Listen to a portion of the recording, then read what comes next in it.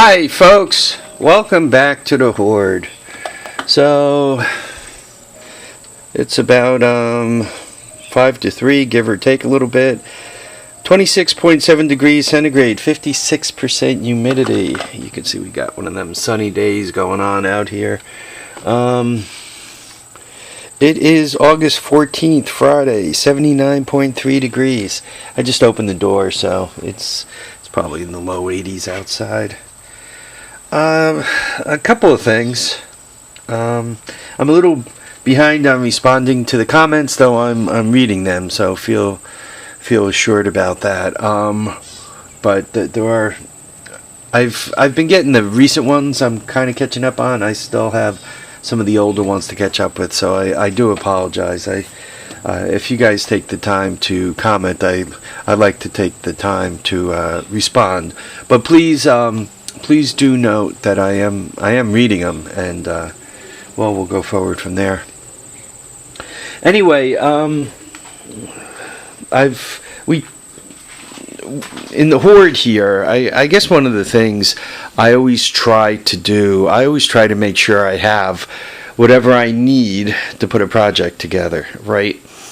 And frequently, if you are messing with the Honda ATC185 or 200S, 185S,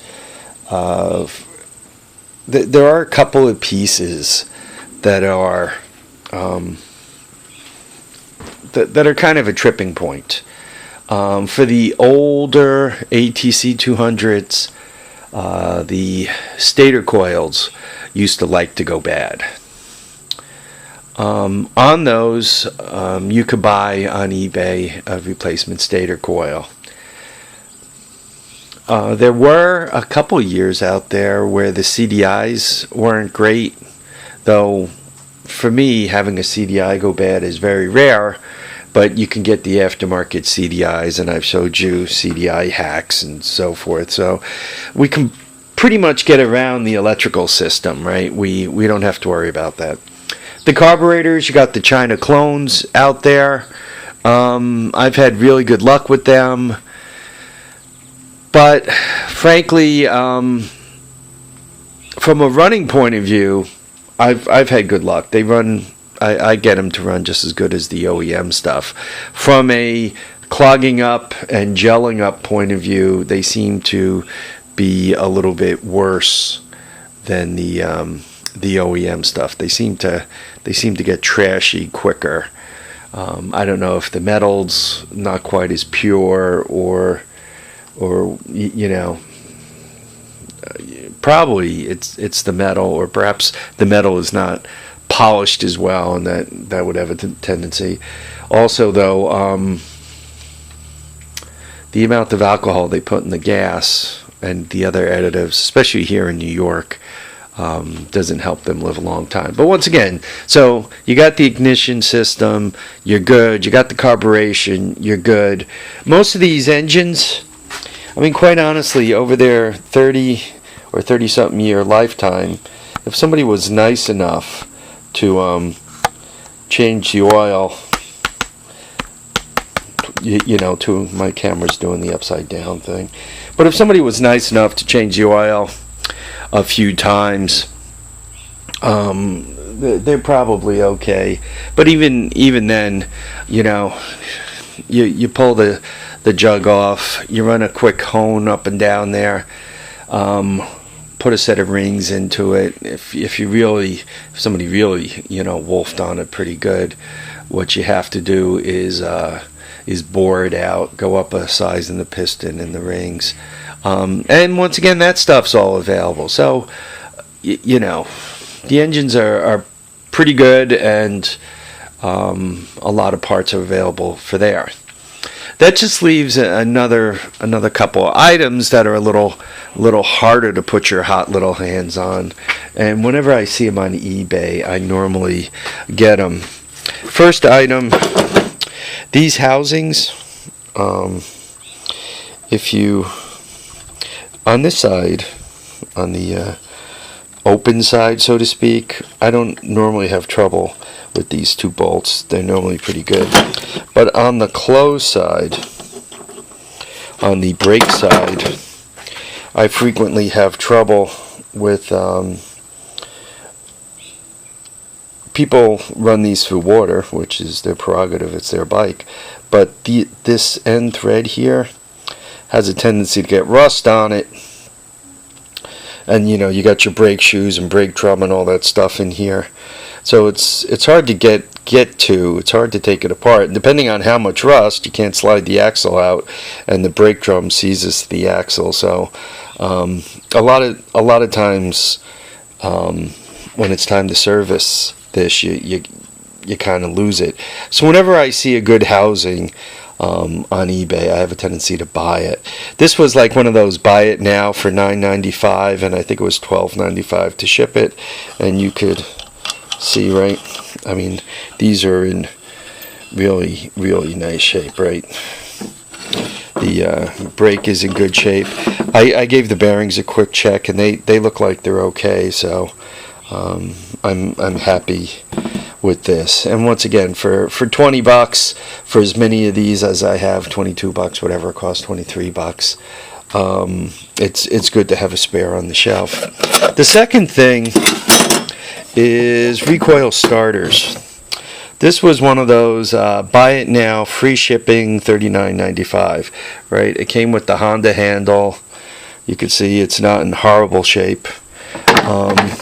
Most of the compression release stuff is here. Not all of it, but most of it's here. I normally don't put the compression release on. I just grab a hold of the cord and pull it like it's, you know, the last thing I'm ever going to do. You see, it still has the grommet, so it's in pretty nice shape, right? The copper friction washer, all that's here. I also got the basket, the fan, and some oh, there they are, and the hardware to mount it. I think these are the 4 bolts for the basket and fan, or maybe they're the other bolts. But so just a quick comment on Honda hardware. For those, not everybody's into ATCs, but I guess once again, it's a philosophy. I work on them, and I have a tendency to work hard at having certain pieces. It's kind of like, you know, the Boland's over there. Obviously, I'm not doing much with it, but not only do I have that Boland's, but I got, you know, that really ugly rusty one in the back there. So should I need parts? Should I blow the rear end somehow while playing in the snow with it, or if I'm stupid and let water get into it and the water freezes and blows out the rear end, you know, I got a spare. Once again, I don't recommend that, but if you're running a hoard and you want to run particularly this antique stuff, this old stuff, you have to have a source for parts. So that was the first thing I wanted to cover in this video. The second thing I wanted to cover in this video, and some of it has to do with what Calvin's up to on a bike he's working with his son.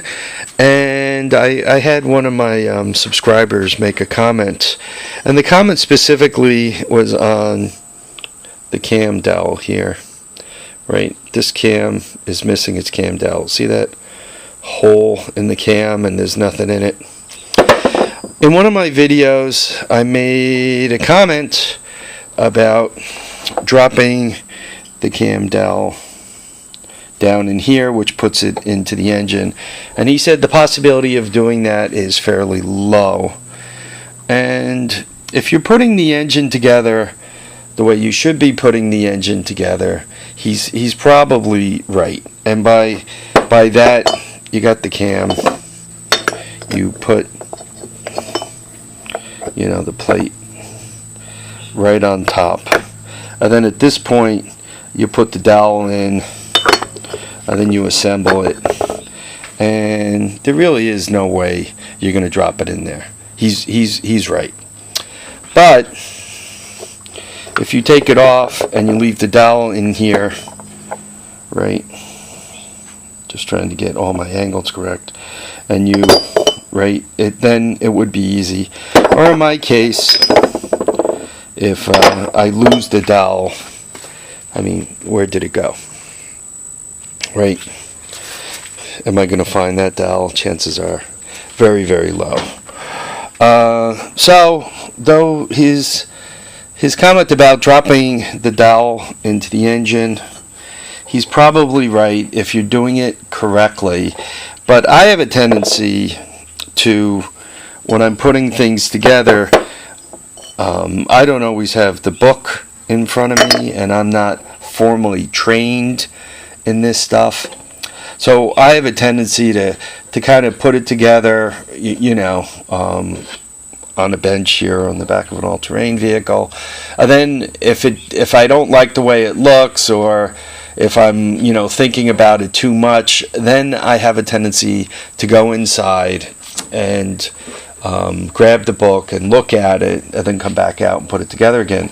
So while I'm futzing around with it for a small piece like that cam dowel, right, it's very easy to lose it, or unfortunately, while I'm doing some of my futzing around, to drop it in there, or drop it on the top here where it could also perhaps find its way into some kind of trouble. One other thing, the person who wrote in indicated that he has a shop, nice, neat, clean shop, and he's got a lot of nice bikes on his page, right? He seems to do a good job restoring them. But for me, frequently I get partial engines, and when you have a partial engine like the one that's kind of behind that scrambler over there, right, I'm trying to show you the back door of this, by the door of the scrambler. I think now you could see it, yeah, right by the door there. When you have a partial engine like that, quite honestly, as you're putting it together, you don't know who dropped what into it, and there might be even more than that little cam dowel that somebody dropped down into the engine.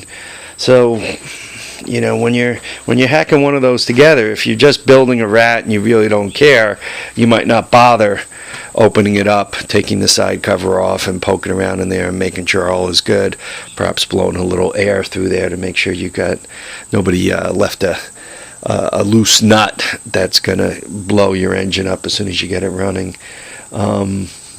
Or I also have friends who make my whole operation here look like it's as clean as an operating room, and they put stuff together and it seems to run forever. I don't know. It's some of it's luck, some of it's skill, and these engines are pretty tough. They do take a lot. Calvin, also one other thing.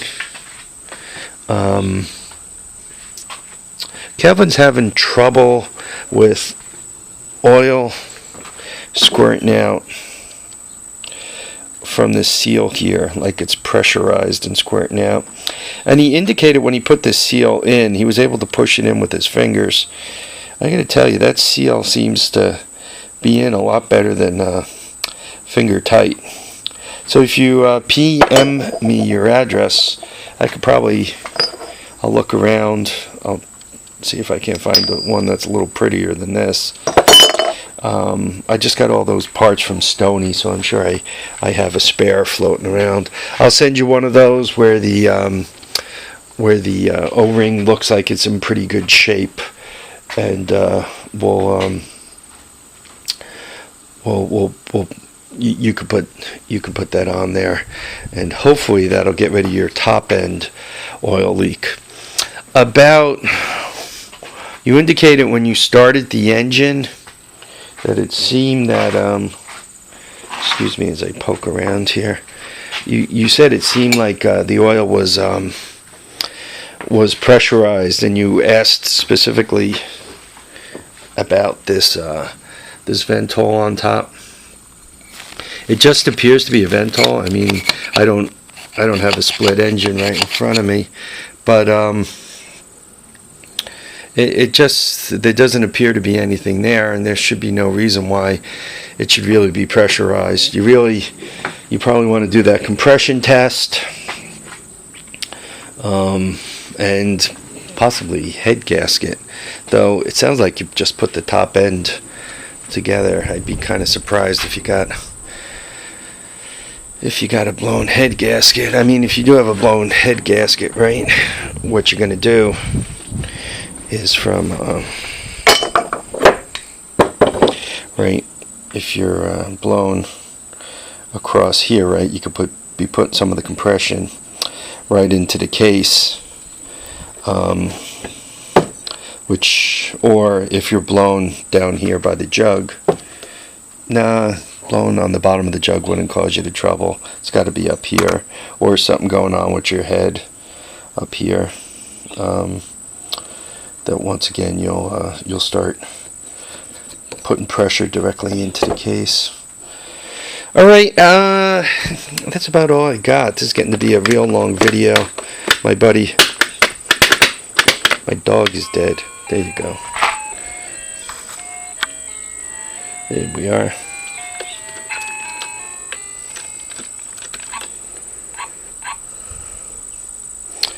Okay, guys, I got some family stuff tonight, so I'm gonna be in and out, and tomorrow starts the construction project. So right, the mason's going to be by. We sent some texts back and forth. By the way, I did read the comments about rotating those blocks. You all are right. Blocks are not strong when you load them from the side. You have to load them from the top and bottom, so to speak, not from the side. So my bad.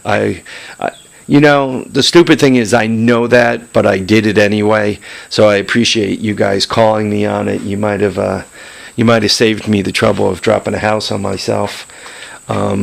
Because when's the block going to break? Obviously at the worst time. So I'm going to get those rotated around. And once again, tomorrow, hopefully the next video you see tomorrow night, you'll see part of the wall up. You'll see some, hopefully, I probably will put the gravel behind it until it settles for at least 12 hours. So, and then, so tomorrow, Saturday, which is tomorrow, then Sunday, and then Monday. Hopefully it gets done Monday, and then I can start with the door, and hopefully for my next rotation off, I'm done with this whole carnival, right? The whole door is done. All right, folks. I want to thank you all for watching and commenting and subscribing. Remember to keep your feet down. I need you all to keep your head up and, get out there and enjoy all your days. Guys, also thanks for the counsel on the block. It seems trivial, and it is trivial until the building falls down, right? Then it's no longer trivial and it's no longer funny. I got a huge problem, and perhaps some hurt people, so nobody needs to get hurt and nobody needs huge expensive problems. Anyway, bye now, guys.